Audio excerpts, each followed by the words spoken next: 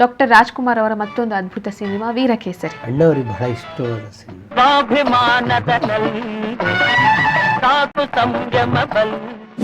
ತೆಲುಗು ಮತ್ತು ಕನ್ನಡದಲ್ಲಿ ಏಕಕಾಲದಲ್ಲಿ ಚಿತ್ರೀಕರಣಗೊಂಡ ಸಿನಿಮಾ. ತೆಲುಗಿನಲ್ಲಿ ಎನ್.ಟಿ. ರಾಮರಾವ್ ಹೀರೋ, ಕನ್ನಡದಲ್ಲಿ ರಾಜ್ಕುಮಾರ್. ನಾವಿಬ್ರು ಒಂಥರ ಪೈಪೋಟಿಯಲ್ಲಿ ಅಭಿನಯಿಸಿದಂಥ ಸಿನಿಮಾ ಅಂತ ಅಣ್ಣ ಇದನ್ನು.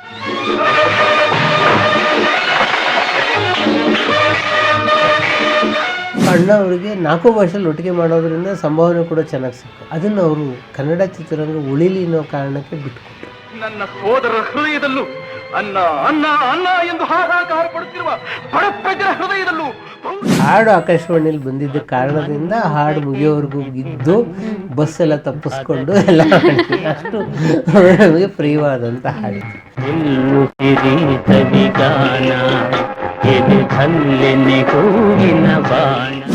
ಶೂಟಿಂಗನ್ನು ಒಂದು 15 ದಿನ ನಿಲ್ಲಿಸಬೇಕಾದಂಥ ಪರಿಸ್ಥಿತಿ ಬಂತು. ನಿಲ್ಸೋಕೆ ಆಗ್ತಿರ್ಲಿಲ್ಲ, ಯಾಕೆಂದರೆ NTR ಬಹು ಬೇಡಿಕೆಯ ಕಲಾವಿದರು, ರಾಜ್ಕುಮಾರು ಬಹು ಬೇಡಿಕೆಯ ಕಲಾವಿದರು.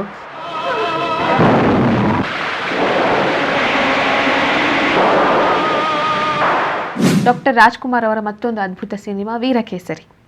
ಈ ಸಿನಿಮಾದಲ್ಲಿ TN Balakrishna, Uday Kumar, R Nagendra Rao, TR Narasimharaju ಮುಂತಾದ ನಟರು ಅಭಿನಯಿಸಿದ್ದಾರೆ. ಈ ಸಿನಿಮಾದಲ್ಲಿ ಲೀಲಾವತಿಯವರು, EV ಸರೋಜಾ, MN ಲಕ್ಷ್ಮೀದೇವಿ, ಜಯಶ್ರೀ ಮುಂತಾದ ನಟಿಯರಿದ್ದಾರೆ.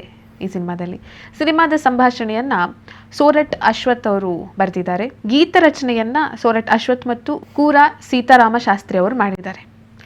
ಸಿನಿಮಾದ ಹಿನ್ನೆಲೆ ಗಾಯಕರು ಘಂಟಸಾಲ, ಸುಶೀಲಾ ಮತ್ತು ಲೀಲಾ ಅವರು.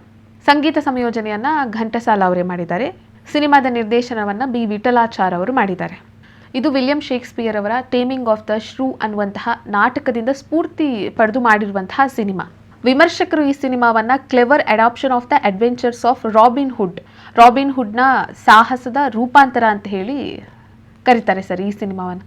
ಸೊ ಈ ಸಿನಿಮಾದ ಬಗ್ಗೆ ನಿಮ್ಗೆ ಏನಾದರೂ ನೆನಪಿದೆಯಾ ಸರ್? ನಿಮ್ಮ ಹತ್ರ ಏನಾದರೂ ಶೇರ್ ಮಾಡ್ಕೊಂಡಿದ್ದಾರೆ ಅಂತ? ಅಣ್ಣವ್ರಿಗೆ ಬಹಳ ಇಷ್ಟವಾದ ಸಿನಿಮಾ. 2-3 ಸಲ ಅವ್ರು ಹೇಳಿದರು, ನೀವು ಅಭಿನಯಿಸಿದ ಸಿನಿಮಾಗಳಲ್ಲಿ ಅದಕ್ಕೆ ಅವ್ರು ಕೊಡ್ತಿದ್ದ ಮೊದಲನೇ ಕಾರಣ ಏನಂದ್ರೆ ಇದರ ಕತೆ.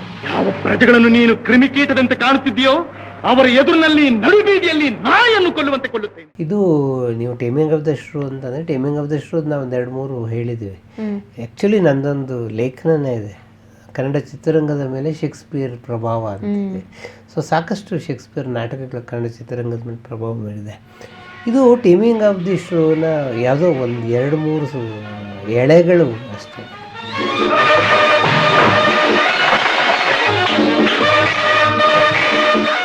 ಹೆಚ್ಚಾಗಿ ರಾಬಿನ್ ಹುಡ್ ಕಾನ್ಸೆಪ್ಟನ್ನೇ ಇದು ಡೆವಲಪ್ ಮಾಡಿರೋದು. ಅಣ್ಣವ್ರಿಗೆ ಬಹಳ ಇಷ್ಟ ಆಗಿರೋದು ಇದು. ಈ ಸಮಾನ ಹಂಚಿಕೆ ಅವರು ಕುವೆಂಪು ಮಾತನ್ನು ಯಾವಾಗಲೂ ಹೇಳೋರು, ಸರ್ವರಿಗೆ ಸಮಪಾಳು, ಸರ್ವರಿಗೆ ಸಮಬಾಳು. ಇದು ನಮ್ಮ ಪ್ರಜಾಪ್ರಭುತ್ವ ಮಾಡಬೇಕಾಗಿರೋದು. ಇನ್ನೊಂದು ಸಿನಿಮಾ ಅವ್ರಿಗೆ ಅಂಥದ್ದೇ ಬಹಳ ಇಷ್ಟ, ಕ್ರಾಂತಿವೀರ ಅಂತ ಒಂದು ಸಿನಿಮಾ. ಅಣ್ಣವ್ರು ಯಾವಾಗಲೂ ನೆನಪು ಮಾಡಿಕೊಡೋರು. ಇದು ಒಂದು ಮೌಲ್ಯವನ್ನು ಹೇಳಿದಂಥದ್ದು. ಇದು ಒಂದನೇ ಕಾರಣ. ಎರಡನೇ ಕಾರಣ ಅಣ್ಣವರು ಹೇಳ್ತಾ ಇದ್ದಿದ್ದು, ಈಗ ಅಣ್ಣವರು ಬಹಳ ಸಂಯಮದಿಂದ ಅಭಿನಯಿಸುವ ಕಲಾವಿದ. ನಿಲ್ಲಿಸ್ಥಳದಲ್ಲಿ ಅಭಿನಯಿಸುವ ಅವರ ಹಿರಣ್ಯ ಕಶಿಪುನಲ್ಲೂ ಭರ್ಜರಿ ಅಬ್ಬರಗಳೇನೂ ಇಲ್ಲ. ಈ ನೀವು ಯಕ್ಷಗಾನ ಗೊತ್ತಿರೋರಾದ್ರೆ ಹೇಳ್ತಾರೆ, ಯಕ್ಷಗಾನದಲ್ಲಿ ನಿಮಗೆ ಬೆಳಗಿನ ಜಾವ ರಾಕ್ಷಸರ ಪಾತ್ರ ಬರುತ್ತೆ. ಹೌದು, ಅದು ನಿಮ್ಗೆ ಅಷ್ಟೊತ್ತಿಗೆ ಮಲಗಿದವರೆಲ್ಲ ಎದ್ದೇಳಬೇಕು, ಹಂಗೆ ರಾಕ್ಷಸರ ಪಾತ್ರ ಬರುತ್ತೆ. ನಮ್ಮ ದಕ್ಷಿಣ ಭಾರತದ ಹೆಚ್ಚಿನ ಕಲಾವಿದರು ಈ ರಾಕ್ಷಸನ ಕ್ಯಾಟಗರಿಗೆ ಸೇರಿದವರು ಅಬ್ಬರ. ಸೊ ನಿಮಗೆ ಅವರು ಹತ್ತರೂ ಅಬ್ಬರವೇ, ನಕ್ಕರೂ ಅಬ್ಬರವೇ, ಹಾಸ್ಯವೂ ಅಬ್ಬರವೇ, ಎಲ್ಲ ಅಬ್ಬರ. ಅಣ್ಣ ಅವರು ಅಬ್ಬರದ ಕಲಾವಿದರು ಅಲ್ಲ, ಸಂಯಮದಿಂದ ಅಭಿನಯಿಸುವರು. ಇದಕ್ಕೆ ಸಂಗೀತ ನಿರ್ದೇಶಕರು ಈ ಸಿನಿಮಾಕ್ಕೆ ಘಂಟಸಾಲ, ಹಾಡನ್ನು ಹಾಡಿರುವವರು ಘಂಟಸಾಲ NTR ಅವರು ಬಹಳ ಫೇವರೇಟ್ ಗಾಯಕ.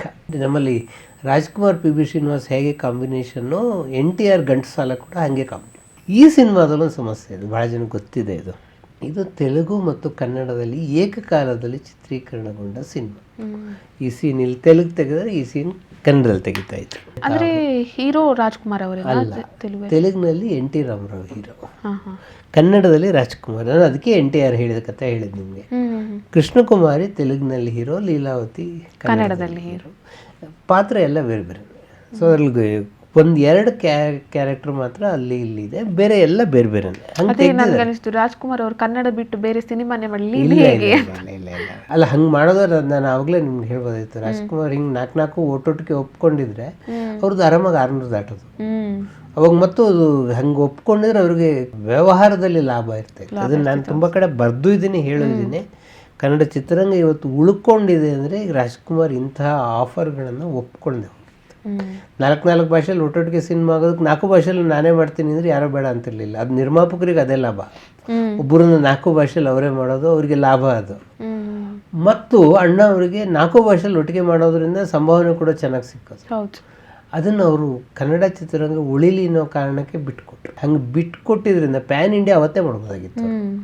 ಪ್ಯಾನ್ ಇಂಡಿಯಾ ಮಾಡಿದರೆ ಪ್ಯಾನ್ ಇಂಡಿಯಾ ಮಾತ್ರ ಇರ್ತಿತ್ತು, ಕನ್ನಡ ಚಿತ್ರರಂಗ ಇರ್ತಿರ್ಲಿಲ್ಲ. ಕನ್ನಡ ಚಿತ್ರರಂಗ ಉಳಿದಿದ್ದ ಅಣ್ಣವರಿಂದ. ಸೊ ಈ ಸಿನಿಮಾದ ಕತೆ ಬಹಳ ವಿಭಿನ್ನವಾಗಿದೆ. ಆಗಲೇ ಹೇಳಿದೆ, ರಾಬಿನ್ ಹುಡ್ ಮಾದರಿಯಲ್ಲಿ ಈ ಸಿನಿಮಾ ಓಪನ್ ಆಗೋದೇ ಒಂದು ಈ ಥರದ ಮುಸುಕಿನ ಮನುಷ್ಯನಿಂದ ಒಬ್ಬರನ್ನ ಅವಳು ರಾಜ್ಕುಮಾರಿನ ಕಾಯ್ತಾಡಿದ್ರು. ಬಹಳ ವಿಶೇಷ ಇದರಲ್ಲಿ. ಎಂತಹ ಎದಗಾರಿಕೆ ಇದ್ದ ವೀರನಾದರೂ ಮುಸುಕು ಮನುಷ್ಯನ ಹೆಸರು ಹೇಳಿದ ಕೂಡಲೇ ಮೂರ್ಛೆ ಹೋಗುತ್ತಾನೆ. ಎಳೆತನದ ಹೆಸರು ಆರದ ನಿನಗೇಕೆ ನನ್ನೊಡನೆ. ಸೊ ಇವನು ನರಸಿಂಹ ರಾಜ್ಕುಮಾರ್, ಆರ್ ನಾಗೇಂದ್ರ ರಾಯರು ದೊರೆ ಸಪ್ತಸೇನನ ಪಾತ್ರವನ್ನು ಮಾಡಿದ್ದಾರೆ. ಉದಯ್ ಕುಮಾರ್ ವಿಲನ್ ಶೂರಸೇನನ ಪಾತ್ರವನ್ನು ಮಾಡಿದ್ದಾರೆ.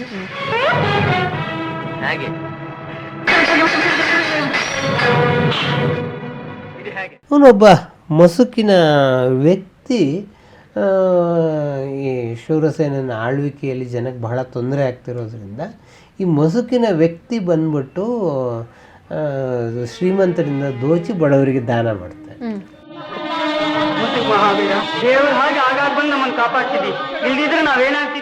ಆ ಮುಸುಕಿನ ವ್ಯಕ್ತಿ ಅಶ್ವಥ್ ಆ ಪಾತ್ರವನ್ನು ಮಾಡ್ಯಾರ. ಅಶ್ವಥ್ ಬಹಳ ಸಿಕ್ಕಿ ಡಿಫ್ರೆಂಟ್ ರೋಲ್. ಯಾಕಂದ್ರೆ ಅಶ್ವಥ್ ಬೇರೆ ಬೇರೆ ಥರದ ಪಾತ್ರ ಮಾಡಿದ್ರು. ಈ ಮುಸುಕಿನ ವ್ಯಕ್ತಿ ಪಾತ್ರ ಇದರಲ್ಲಿ ಮಾಡಿದ್ದಾರೆ ಅಶ್ವಥ್. ಅವನು ಒಂದ್ಸಲ ಸಿಕ್ಕಾಗ ಅವನು ತಮ್ಮನ ಮಗ ಅನ್ನೋದು ಗೊತ್ತಾಗತ್ತೆ. ಅವನು ಚಿಕ್ಕಪ್ಪ ಇವನಿಗೆ. ಸೊ ಇವ್ರಿಗೆ ರಾಜ್ಕುಮಾರ್ ಗೊತ್ತಾಗೋದು ಅವಾಗಲೇ ಮುಸುಕಿನ ವ್ಯಕ್ತಿಯ ಇದನ್ನು ಇಟ್ಕೊಂಡು. ಸೊ ಈ ಶೂರಸೇನನ ದುರಾಡಳಿತದ ಕಲ್ಪನೆ ಬರುತ್ತೆ. ಇವರು ಮುಸುಕಿನ ವ್ಯಕ್ತಿನೂ ಸಾಯ್ತಾನೆ, ಅವ್ರ ತಂದೆನೂ ಸಾಯ್ತಾನೆ. ಆವಾಗ ರಾಜ್ಕುಮಾರ್ ನರಸಿಂಹ ಆ ಮುಸುಕಿನ ವ್ಯಕ್ತಿಯ ರೋಲನ್ನು ಕಂಟಿನ್ಯೂ ಮಾಡ್ತಾನೆ. ಸೊ ಅವನೇನು ದಾನ ಧರ್ಮಗಳನ್ನು ಮಾಡ್ತಾ ಇದ್ನೋ ಅದನ್ನು ಕಂಟ್ರೋಲ್ ಮಾಡ್ತಾನೆ.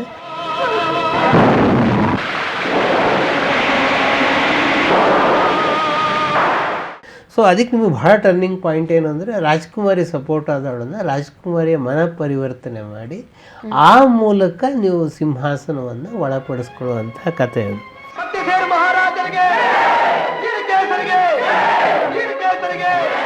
ಎರಡು ಕಥೆಗಳು ಅದಕ್ಕೆ. ಅದು ಟೇಮಿಂಗ್ ಆಫ್ ದಿ ಶ್ರೂ ಅನ್ನುವ ಪಾರ್ಟು ಅಷ್ಟೇ.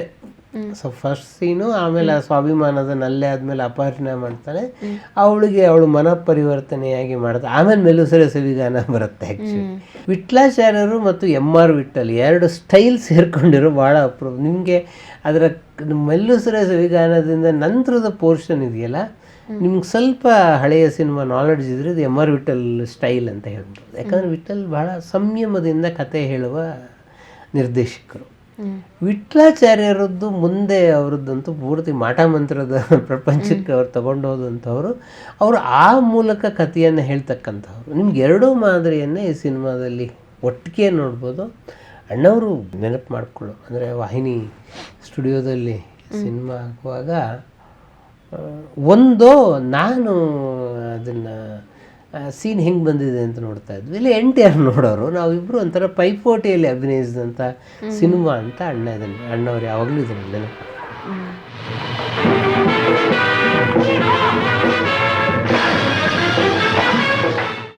ಈ ಸಿನಿಮಾ ಏನಾಯಿತು, ಬಂಡಿಪೋಟು ಅಂತೇಳಿ ತೆಲುಗಲ್ಲಿ.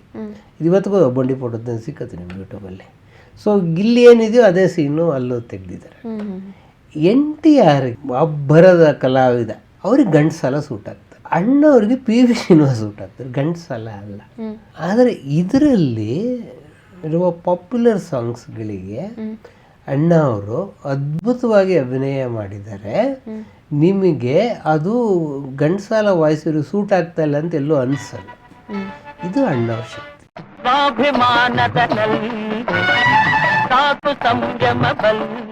ಒಬ್ಬ ನಿಜವಾದ ಕಲಾವಿದ. ಅದಕ್ಕೆ ಅಣ್ಣವ್ರಿಗೆ ಯಾಕೆ ಈ ವೀರಕೇಸರಿ ಬಹಳ ಇಷ್ಟ ಅಂತಂದರೆ ಇದರ ಘಂಟಸಾಲ ಬೇರೆ ಹಾಡು ಹೇಳಿದ್ದಾರೆ. ಸತ್ಯಹರಿಶ್ಚಂದ್ರಲ್ಲೂ ಘಂಟಸಾಲ ಹಾಡಿದ್ದಾರೆ, ಅಥವಾ ಭಕ್ತ ವಿಜಯದಲ್ಲೂ ಹಾಡಿದ್ದಾರೆ. ಘಂಟಸಾಲ ರಾಜ್ಕುಮಾರ್ ಕಾಂಬಿನೇಷನ್ ಇದೆ, 19 ಹಾಡಿದೆ ಘಂಟಸಾಲ ರಾಜ್ಕುಮಾರ್ಗೆ ಹಾಡಿರೋದು.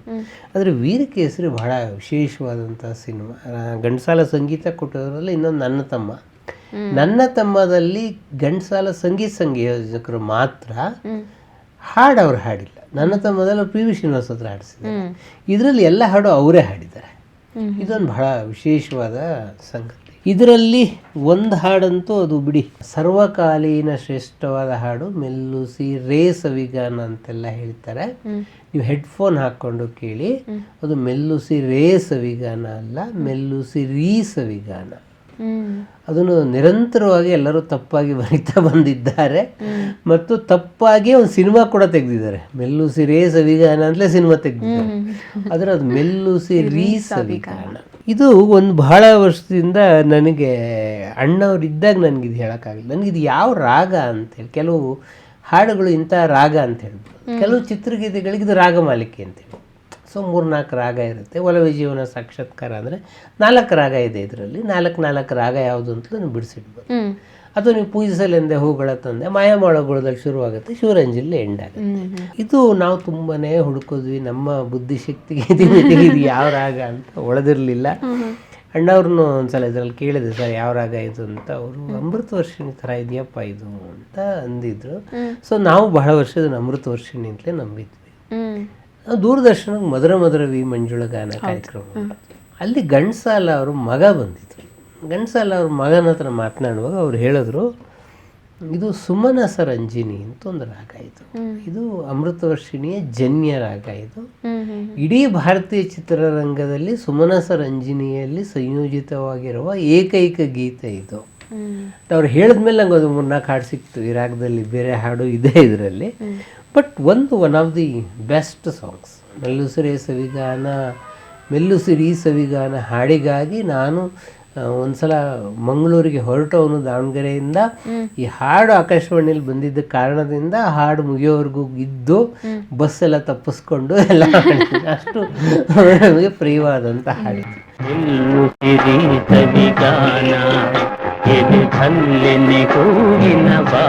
ಈ ಹಾಡಿಗೊಂದು ಕತೆ ಇದೆ ಅನ್ನೋದು ಗೊತ್ತಿರಲಿಲ್ಲ. ಈ ಹಾಡಿಗೊಂದು ಕತೆ ಇದೆ. ಏನು ಅದರ ಕತೆ ಏನು ಅಂತಂದರೆ, ಬಿ ವಿಠಲಾಚಾರ್ಯ ಇದರ ನಿರ್ದೇಶಕರು. ಬಿ ವಿಠಲಾಚಾರ್ಯ ಅವರು ಕನ್ನಡದಲ್ಲಿ ಕನ್ಯಾರತ್ನ ಎಲ್ಲ ಸಿನಿಮಾಗಳು ಮಾಡಿದ್ದಾರೆ. ಕನ್ಯಾದಾನ ಸಿನಿಮಾಗಳು ಮಾಡಿದ್ದಾರೆ. ಅವರು ಆಮೇಲೆ ತೆಲುಗಿಗೆ ಹೋದರು. ಸ್ವಲ್ಪ ಮಾಟ ಮಂತ್ರದ ಸಿನಿಮಾ ತೆಲುಗಲ್ಲಿ ಮಾಡಿ ಬಹಳ ಪ್ರಸಿದ್ಧರಾದರು. ಈ ಸಿನಿಮಾ ಆಗ್ತಿರುವಾಗ ಏನಾಯಿತು, ಇದರ ಎಂಡಿಂಗ್ ಶೂಟಿಂಗಿಗೆ ಬಂದಾಗ ಅವರಿಗೆ ಟೈಫಾಯ್ಡ್ ಆಗೋಯಿತು. ಟೈಫಾಯ್ಡ್ ಆದಮೇಲೆ ಅವರು ಶೂಟಿಂಗನ್ನು ಒಂದು 15 ದಿನ ನಿಲ್ಲಿಸಬೇಕಾದಂಥ ಪರಿಸ್ಥಿತಿ ಬಂತು. ನಿಲ್ಸೋಕೆ ಆಗ್ತಿರ್ಲಿಲ್ಲ, ಯಾಕೆಂದರೆ NTR ಬಹು ಬೇಡಿಕೆಯ ಕಲಾವಿದರು, ರಾಜ್ಕುಮಾರು ಬಹು ಬೇಡಿಕೆಯ ಕಲಾವಿದರು. ನೀವು 15 ದಿನ ಕಾಲ್ ಶೀಟ್ ಬಿಟ್ಟರೆ ಮತ್ತವರನ್ನು ಸೇರಿಸ್ಕೊಂಡು ಬಂದು ಸೆಟ್, ಅದು ಮದ್ರಾಸ್ನ ವಿಜಯವಾಹಿನಿ. ಅದು ಮದ್ರಾಸಲ್ಲಿ ಆ್ಯಕ್ಚುಲಿ ವಿಜಯವಾಹಿನಿ ಅಂತ ಹೇಳೋದು 2 ಸ್ಟುಡಿಯೋ. ಬಿ ನಾಗಿರೆಡ್ಡಿ, ಚಂದಮಾಮ ಎಲ್ಲ ಬರ್ತಾಯಿತ್ತಲ್ಲ, ಬಿ ನಾಗಿರೆಡ್ಡಿ ಅವರು 2 ಸ್ಟುಡಿಯೋ. ಸೊ ಇದರಲ್ಲಿ ವಾಹಿನಿಯಲ್ಲಿ ಈ ಶೂಟಿಂಗ್ ಆಗ್ತಾಯಿತ್ತು. ವಾಹಿನಿ ಬಹಳ ದುಬಾರಿ ಸ್ಟುಡಿಯೋ, ಅದು ಮತ್ತೆ ಕಾಲ್ ಶೀಟು ಸಿಗೋದು ಕಷ್ಟ ಇದು. ಹಾಗಾಗಿ MR ವಿಠಲ್ ಅವರಿಗೆ ರಿಕ್ವೆಸ್ಟ್ ಮಾಡ್ಕೊಂಡು ಈ ಸಿನಿಮಾ ಮುಗಿಸ್ಬಿಡಿ ಅಂತೇಳಿ. ಕೋನ ಸೀತಾರಾಮ ಶಾಸ್ತ್ರಿಗಳು, ದೀರ್ಘ ಇಲ್ಲ, ಭಾಳ ಜನ ತಪ್ಪು ಬರೀತಾರೆ, ಕುಮಾರಸ್ವಾಮಿ ರವಿ ಸೀತಾರಾಮ ಶಾಸ್ತ್ರಿ ಅಂತ ಅವ್ರ ಹೆಸರು, ಅದು ಅದು. ಸೊ ಕೋನ ಸೀತಾರಾಮ ಶಾಸ್ತ್ರಿಗಳು ಇದರ ಸಾಹಿತ್ಯವನ್ನು ಬರೀತಾ ಇದ್ರು. ಆಗ ಒಂದು ಸಣ್ಣ ಚರ್ಚೆ ಬಂತು. MR ವಿಠಲ್ ಅವರು ಫ್ರೆಂಚ್ ಸಿನಿಮಾನ ನಿರ್ದೇಶನ ಮಾಡಿದರು. ಅಷ್ಟೊತ್ತಿಗೆ ಬರ್ನಿಂಗ್ ಟ್ರೈನನ್ನು ಮಾಡಿದರು. ಅವರು 1931 ಹಿಂದಿ ಸಿನಿಮಾ ಮಾಡಿದಂಥವ್ರು. ವಿದೇಶದ ಚಿತ್ರರಂಗದ ಅನುಭವ ಆಯಿತು. ಅದೇ ಥರ ಕುರಾ ಸೀತಾರಾಮ ಶಾಸ್ತ್ರಿಗಳು ಕೂಡ ಹಾಂಗ್ಕಾಂಗ್ನಲ್ಲಿ 2 ಸಿನಿಮಾ ಮಾಡಿದರು. ಅವ್ರಿಗೂ ವಿದೇಶಿ ಚಿತ್ರರಂಗದ ಅನುಭವ ಇತ್ತು. ಈ ವೀರಕೇಸರಿ ಆಗುವ ಅವರಿಬ್ಬರು ಕೂತ್ಕೊಂಡು ಮಾತನಾಡುವಾಗ ಫ್ರೆಂಚ್ ಸಿನಿಮಾಗಳ ಬಗ್ಗೆ ಮಾತನಾಡುವಾಗ ಅವರು ಒಂದು ಇದನ್ನು ಹೇಳಿದ್ರು. ಏನು ಅಂತಂದರೆ, ನೋಡಿ, ಈ ಫ್ರೆಂಚ್ನಲ್ಲಿ ಬಹಳ ಏನು ಪ್ಲಾಟಾನಿಕ್ ಲವ್ ಎಲ್ಲ ಇರೋದಿಲ್ಲ. ಅವರು ಬಹಳ ಸೂಕ್ಷ್ಮವಾಗಿ ಪ್ರೀತಿಯನ್ನು ತೆಗಿತಾರೆ. ಅಲ್ಲಿ ಲವ್ ಸೀನ್ಗಳು ತುಂಬ ಫ್ರೆಂಚ್ ಸಿನಿಮಾದಲ್ಲಿ ಬಹಳ ಇಂಪಾರ್ಟೆಂಟ್. ನಿಮಗೆ ಈ ಹಾಲಿವುಡ್ ಸಿನಿಮಾದಲ್ಲೆಲ್ಲ ಬಹಳ ಎರ್ರಾಬಿರಿ ಇರುತ್ತಲ್ಲ, ಫ್ರೆಂಚ್ ಸಿನಿಮಾದಲ್ಲಿ ಬಹಳ ಕಂಟ್ರೋಲ್ಡ್ ಆಗಿ ಇರುತ್ತೆ. ಅವಾಗ ಇಬ್ಬರು ಮಾತನಾಡುವಾಗ ಅಣ್ಣವರು ಅಲ್ಲಿ ಬಂದರು. ಅಣ್ಣವರು ಅವಾಗಿನ್ನೂ ಅಂದರೆ ಪ್ರೊಡಕ್ಷನ್ ಮೇಲೆಲ್ಲ ಕಂಟ್ರೋಲ್ ಮಾಡುವಷ್ಟು ದೊಡ್ಡ ಕಲಾವಿದರು. 63ನೇ ಇಸ್ವಿ 54ನೇ ಇಸ್ವಿ 90 ವರ್ಷ ಆಗಿತ್ತು ಚಿತ್ರರಂಗದಲ್ಲಿ ಅಷ್ಟೇ. ಅಣ್ಣವರು ಹೇಳಿದ್ರು ಇವರಿಗೆ MR ವಿಠಲ್ಗೆ, ಗುರುಗಳಂತಲೇ ಕರಿತಾಯಿದ್ರು ವಿಠಲ್ನ. ಗುರುಗಳೇ ನೀವು ಇಷ್ಟೆಲ್ಲ ಕತೆ ಹೇಳಿದ್ರಲ್ಲ ಯಾವುದೋ ಫ್ರೆಂಚ್ ಸಿನಿಮಾದಲ್ಲಿ ಹಾಗೆಲ್ಲ ಮಾಡ್ತಾರೆ ಅಂತೇಳಿ, ನಮ್ಮ ಕನ್ನಡದಲ್ಲೂ ಒಂದು ಮಾಡಿಬಿಡಿ, ಈ ಸಿನಿಮಾದಲ್ಲೇ ಒಂದು ಮಾಡಿಬಿಡಿ ನೋಡೋಣ ನಾವು. ಸರಿ ಆಯಿತು ಮಾಡೋಣ, ಅದಕ್ಕೇನು ಒಂದು ಹಾಡು ಬ್ಯಾಲೆನ್ಸ್ ಉಳ್ಕೊಂಡಿದೆ, ಒಂದು ಹಾಡನ್ನು ನಾವು ಲವ್ ಸೀನ್ ಯಾವುದು ಅಂತ ನಾವು ಮಾಡಿಲ್ಲ. ಗಂಡಸಾಲ ಅಂದರೆ ನೀವು ಬಹಳ ವಿಶೇಷವಾದ ಹಾಡನ್ನು ಮಾಡೋದು, ನಾನು ವಿಶೇಷವಾದ ರಾಗದಲ್ಲೇ ಮಾಡ್ತೀನಿ ಅಂತ ಸುಮನಸ್ ರಂಜಿನಲ್ಲಿ ಕಂಪೋಸ್ ಮಾಡಿದ್ರು. ಗಂಡಸಾಲ ಮತ್ತು ಪಿ ಸುಶೀಲಾ ಹಾಡಿರುವ ಹಾಡಿದು. ಪ್ರಕಾಶ್ ಇದರ ಛಾಯಾಗ್ರಾಹಕರು. ಈ ಹಾಡು ಇದು ವಿಠಲ್ ರೆಕಾರ್ಡ್ ಮಾಡಿದ್ದಾರೆ. MR ವಿಠಲ್ ಅವರ ಹಸ್ತಪ್ರತಿ ಇದೆ ನನ್ನ ಹತ್ರ, ಅವರ ಆಟೋಬಯೋಗ್ರಫಿ. ಈ ಹಾಡಿನ ಬಗ್ಗೆ ಅವ್ರು ರೆಕಾರ್ಡ್ ಮಾಡಿದ್ದಾರೆ. ಇದು ಬಹಳ ವಿಶೇಷ ಏನು ಅಂತಂದರೆ, ಇದು ನಿಮಗೆ ಕ್ಲೋಸಪ್ಪಲ್ಲಿ ಶುರುವಾಗುತ್ತೆ, ಮಿಡ್ಲ್ ಶಾಟಿಗೆ ಬರುತ್ತೆ ಮತ್ತು ಲಾಂಗ್ ಅಪ್ಪಿಗೆ ಬರುತ್ತೆ. ಸೊ ನಿಮ್ಗೆ ಈಗ ಅದೆಲ್ಲ ಕ್ಯಾಮ್ರಾ ಎರ್ರಾಬಿರಿ ಅಲ್ಲ, ಯಾಕಂದರೆ ನಿಮ್ಗೆ ಝೂಮ್ ಇದೆ, ನೀವು ಹೆಂಗೆ ಬೇಕಾದ್ರೆ ಕ್ಯಾಮ್ರಾ ಎಳಿಬೋದು. ಆ ಕಾರಣ ಕ್ಯಾಮ್ರಾ ನೀವು ಒಂದು ಸಲ ಮಿಡ್ಲ್ ಶಾಟ್ ಸೆಟ್ ಮಾಡಿದ್ರೆ ಮಿಡ್ಲಿನೇ ತೆಗಿತಾನೆ ಇರಲಿಲ್ಲ. ಈ ಟಿ ವಿ ಸೀರಿಯಲ್ಗಳೆಲ್ಲ ಒಂದೇ ಶಾಟಲ್ಲಿ ಓಡ್ತಾ ಇರುತ್ತೆ. ಸೊ ನಿಮ್ಗೆ ಕ್ಲೋಸಪ್ ಎಲ್ಲ ಟಿ ವಿ ಸೀರಿಯಲಲ್ಲಿ ಕೊಡಲ್ಲ, ಯಾಕೆಂದರೆ ನಿಮಗೆ 20 ನಿಮಿಷಕ್ಕೆ ಒಂದು ಎಪಿಸೋಡು ಹೆಂಗಿದೆ ಹಂಗೆ ಶೂಟ್ ಆಗ್ಬಿಡ್ಬೇಕು, ಇಲ್ಲಿ ನಿಮ್ಗೆ ದುಡ್ಡು ಹೋಗ್ತಾ ಇರುತ್ತೆ. ಆಗ ಸಿನಿಮಾಗಳು ಹಾಗೆ, ನೀವು ಹಳೆಯ ಅದು 63 ಇದು, ಅವಾಗೆಲ್ಲ ಮಿಡ್ ಶಾಟಲ್ಲೇ ಜಾಸ್ತಿ ಸಿನಿಮಾ ಇದೆ. ಕ್ಲೋಸಪ್ಪು ಬೇಕಾದಾಗ ಮಾತ್ರ ಕ್ಲೋಸಪ್ ಕೊಡೋರು.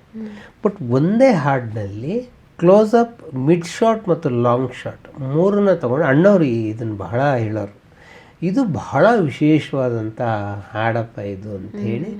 ನಾನು ಲೀಲಾವತಿಯವ್ರ ಜೊತೆಗೂ ಒಂದು ಕಾರ್ಯಕ್ರಮ, ಅದು ಮದುವೆ ಗಂಡಸಾಲ ಸ್ಪೆಷಲಲ್ಲೇ ಲೀಲಾವತಿ ನನ್ನ ಪಕ್ಕದಲ್ಲೇ ಕೂತ್ಕೊಂಡಿದ್ರು. ಅವಾಗ ಅಂತ ಇದ್ರು, ಬಹಳ ವಿಶೇಷಪ್ಪ, ನಮ್ಮ ಹತ್ರ ತುಂಬ ಚೆನ್ನಾಗಿ ಆ್ಯಕ್ಟಿಂಗನ್ನು ತೊಗೊಂಡು ಇದೊಂದು ಹಾಡು ನಾನು ಯಾವತ್ತೂ ಮರೆಯೋಕ್ಕಾಗಲ್ಲ, ಅಭಿನಯಿಸಿದಂಥ ಹಾಡು ಅಂಥೇಳಿ. ಇದು ಈ ಸಿನಿಮಾದ ಬಹಳ ವಿಶೇಷ. ಏನು ಅಂದರೆ MR ವಿಠಲ್ ಅವರು ನನ್ನ ಹೆಸರು ಎಲ್ಲೂ ಬರಬಾರ್ದು ಅಂಥೇಳಿ ಕಂಡೀಷನ್ ಹಾಕಿದ್ರು. ಇವತ್ತೆಲ್ಲೋ ಟೈಟ್ಲ್ ಕಾರ್ಡಲ್ಲಿ ಅವ್ರ ಹೆಸರಿಲ್ಲ, ವಿಠಲಾಚಾರ್ಯರ ಹೆಸರೇ ಇದೆ. ಇದಕ್ಕೆ ಪ್ರತಿಕಾರವಾಗಿ ಮುಂದೆ ವಿಠಲಾಚಾರ್ಯರೇ ಒಂದು ಸಿನಿಮಾ ಪ್ರೊಡಕ್ಷನ್ ಮಾಡುವಾಗ MR ವಿಠಲ್ ಅವ್ರನ್ನ ನಿರ್ದೇಶಕರಾಗಿ ತಗೊಂಡು, ನೀವು ಹೆಸರು ಹಾಕ್ಕೊಂಡಿರಲಿಲ್ಲ, ಈ ಸಿನಿಮಾದ ಮಂಗಳ ಮುಹೂರ್ತ ಅಂತ ಒಂದು ಸಿನಿಮಾನ ವಿಠಲ್ ಅವ್ರ ಹೆಸರಿನಲ್ಲೇ ಈ ಸಿನಿಮಾ ಇದೆ. ಇದು ಬಿ ವಿಠಲಾಚಾರ್ಯರೇ ಕಥೆಯನ್ನು ಮಾಡಿದಂತಹ ಸಿನಿಮಾ ಇದು. ಈ ಸಿನಿಮಾದಲ್ಲಿ ಇನ್ನೊಂದು ಹಾಡು ಬಹಳ ಪ್ರಸಿದ್ಧವಾಗಿರ್ತಕ್ಕಂಥದ್ದು ಸ್ವಾಭಿಮಾನದಲ್ಲೇ. ನಮ್ಮಲ್ಲಿ ಶಿವರಂಜನಿ ರಾಗ ಇದೆಯಲ್ಲ, ಇದು ಭಕ್ತಿಗೆ ಶಿವರಂಜನಿ ಅಂದರೆ ಭಕ್ತಿಗೆ ಹೇಳ್ತಕ್ಕಂಥದ್ದು. ಈ ಶಿವರಂಜನಿಯಲ್ಲಿ ಇದು ಪ್ರೇಮಗೀತೆ. ಇದು ಒಂಥರ ಪ್ರೇಮ ನಿವೇದನೆಯನ್ನು ಹೇಳಬೇಕಾದಂಥ ರಾಗ ಇದು. ಒಲಿದರು ಚೆನ್ನ, ಇದು ಪ್ರೇಮ ನಿವೇದನೆ. ಇದು ಇದರಲ್ಲಿರೋ ಪ್ರೇಮ ನಿವೇದನೆ ಅಲ್ಲ, ಇದು ಒಂದು ಆರ್ಡರ್. ಇದು ಮೂಡಿ ಚಂದಿರ ನಿನಗಾಗಿ, ಕೂಡಿ ತಂಬೆಲದೆನಗಾಗಿ. ಇದನ್ನು ಬಹಳ ಅದ್ಭುತವಾಗಿದೆ. ಇದರಲ್ಲಿ ಸಣ್ಣ ಡಿವಿಯೇಷನ್ ಇದೆ, ರಿಷಿಭಾ ಒಂದು ಚೇಂಜ್ ಮಾಡಿದ್ದಾರೆ ಇದರಲ್ಲಿ.